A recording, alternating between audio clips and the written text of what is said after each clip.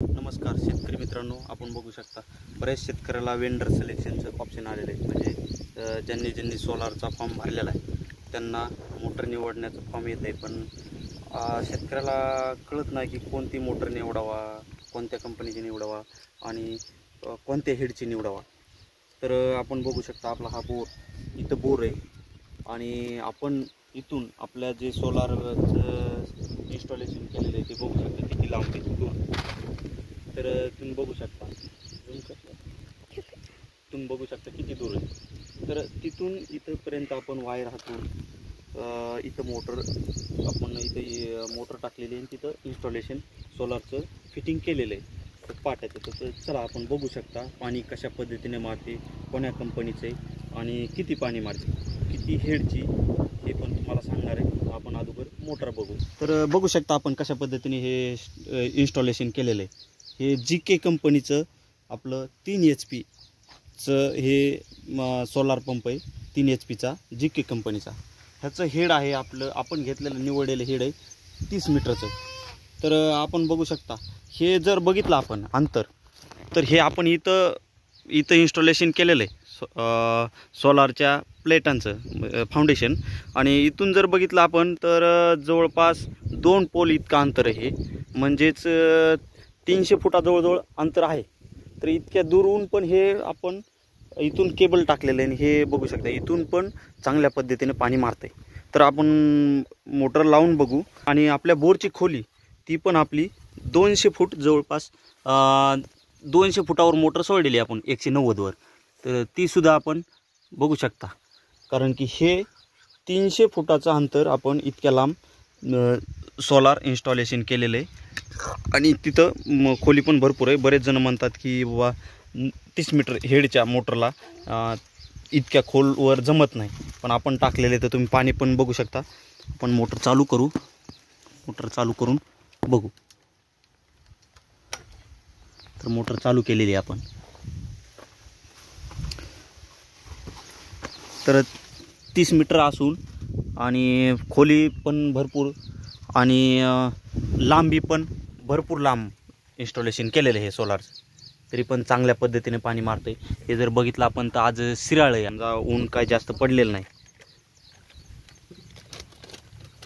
तर आपण मोटर लावलेली आहे.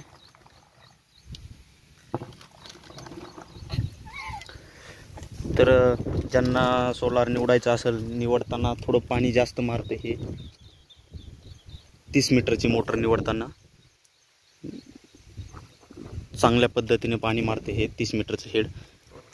पण मी 190 फुटापर्यंत मोटर टाकलेली ही आणि तुम्हाला पाणी पण दाखवतो. आता पाणी पण बघा तुम्ही एकदा. बघा हे पाणी.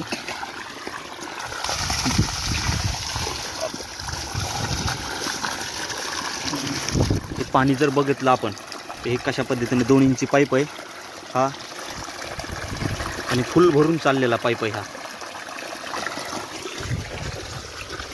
पाईप पण भरपूर लांबून आहे पाईपलाईन. पाठीमागं पण लिकेज आहे पाणी. हे बघू शकता पाणी पाठीमागं लिकेज आहे आणि इथं जर बघितलं तर फुल भरून चाललेला पाईप आहे. आणि ऊन पण एवढं काय पडलेलं नाही, सिराळ आहे.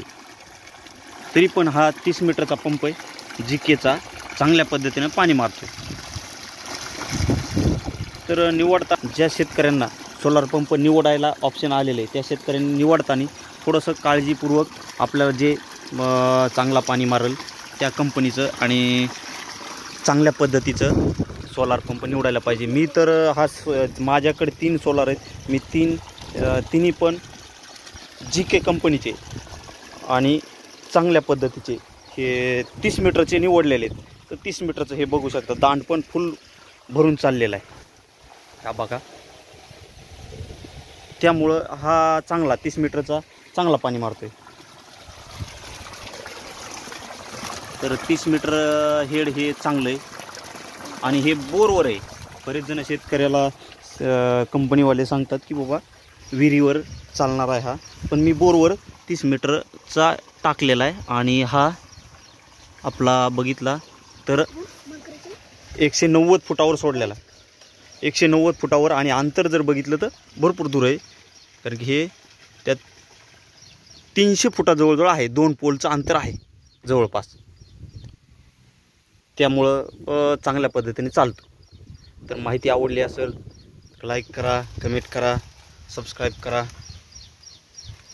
अशीच नवनवीन व्हिडिओ आपण माहिती देत असतो. धन्यवाद.